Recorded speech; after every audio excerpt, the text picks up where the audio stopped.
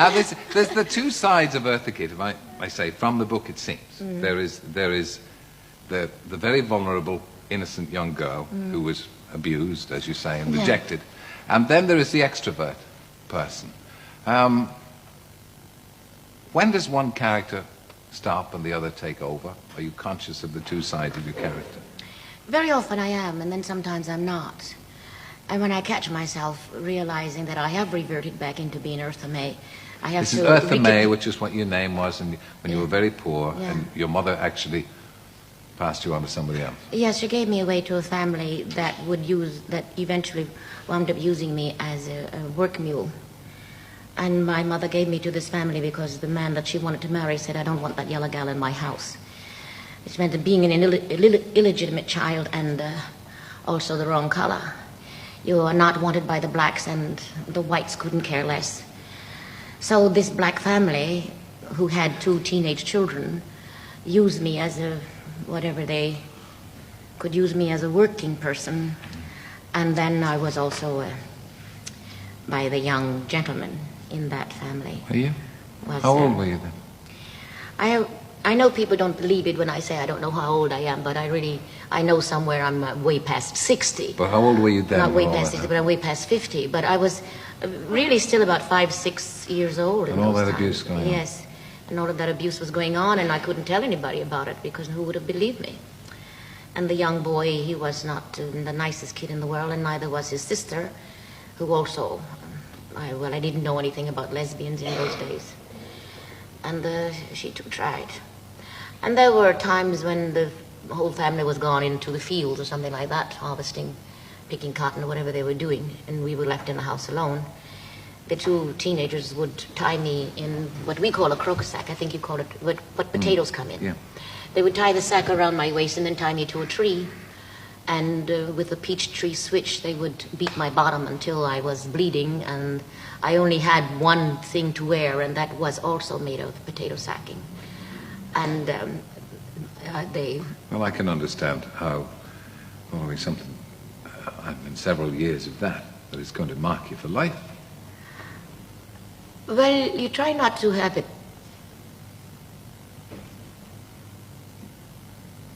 leave a scar on you, emotionally or mentally, but of course, even though the physical scars are gone, and you start talking about it like we are talking about it now, and you try to not get emotional about it, but all of a sudden those feelings do come back. And the idea of them tying me to a tree, and you're not able to escape at all.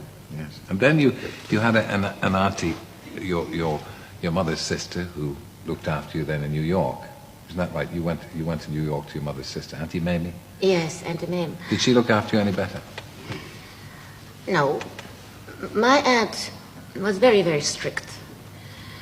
My aunt was a very tall lady. She was about 6 feet tall, and also very fair in complexion. She's half Cherokee, very majestic looking. I was deathly afraid of her, even from the sight. When I first saw her, I was terribly afraid of her.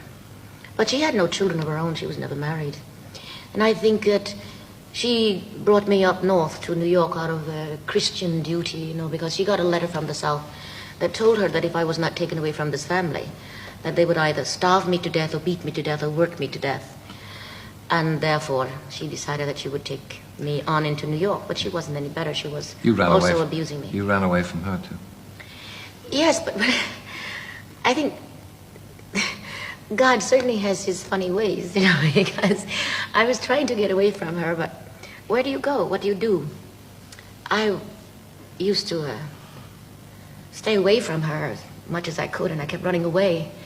And whenever I had a few pennies, I could, subway was a nickel, for instance. And I used to get on the subway and ride from one end of Manhattan to the other, hoping that the conductor wouldn't see me, because they used to have conductors on the subways at the time, and then get off on the other end and get back on her, and he couldn't see me. You seem to be... And just keep riding all night long until daybreak. Running away from your life. Well, I don't think I was running away from life. I was running away from rejection. I was running away from not being accepted. Has that stayed with you? I mean, do you find that, is that why you think perhaps you're an extrovert, that you're looking for attention, you're looking for affection? But Mr. Vogan, you know something? I'm not an extrovert.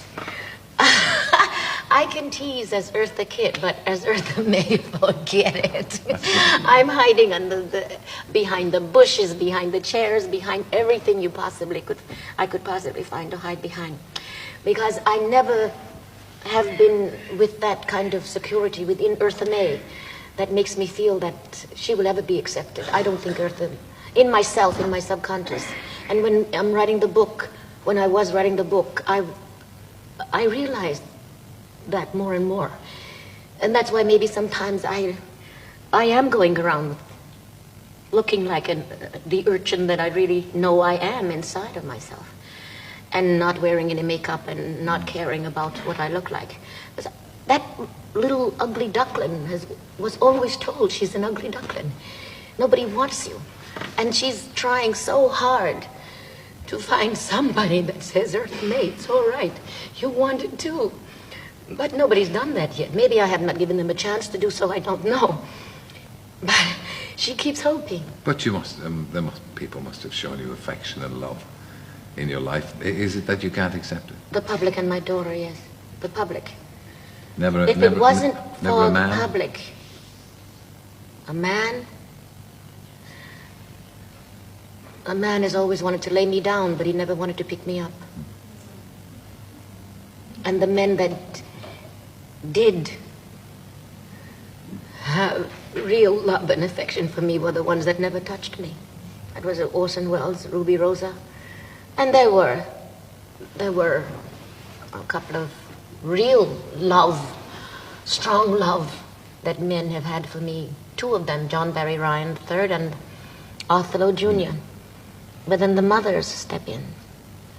And I think very often the mothers, particularly with boys who come from extremely wealthy families and they are the only son, they would rather them marry trash than marry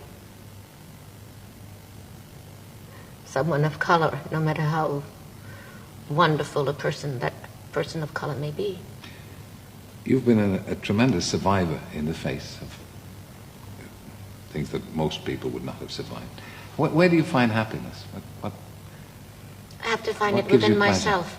And the wonderful feeling that you have when you're standing on that stage and that audience gives you that applause and says, Eartha, it's okay.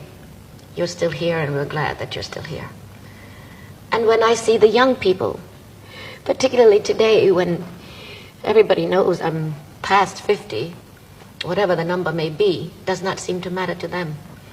When I see the people my age who have grown up with me in this business, they're in the audience, and they've brought their children and their children's children, believe me, that makes me feel that I really am a worthwhile person.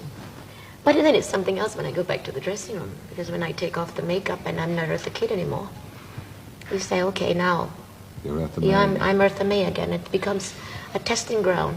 And I know that. No matter how hard you try not to, it's still there. I'm not afraid of it. And I'm very glad that I can have the feelings from that urchin. And I'm very glad that I have never tried to cover her up. I'm very glad that she's still a part of me. And I'm very glad that she will always be a part of me. Because she helps me do what she knows I have to do out there on that stage. Because there is where my survival is. With that public. And with those who know me well enough to realize that Eartha May or Kitty, whomever they want to call me, she's okay. Well, we're very glad that you've revealed so much of yourself and been unafraid to do so. And it's been a great pleasure to talk to you, and thank you. Thank you, Mr. Logan. Thank It's you. always